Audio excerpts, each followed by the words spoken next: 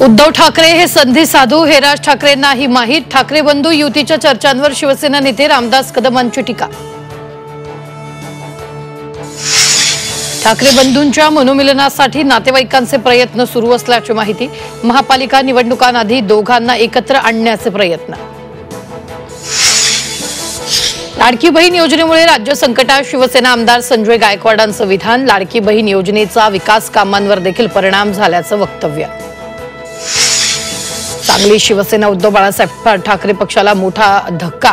Double Maharashtra Kesari Chandrahar Patil Eknath शिंदेंच्या उपस्थितीत शिवसेनेत पक्षप्रवेश करणार।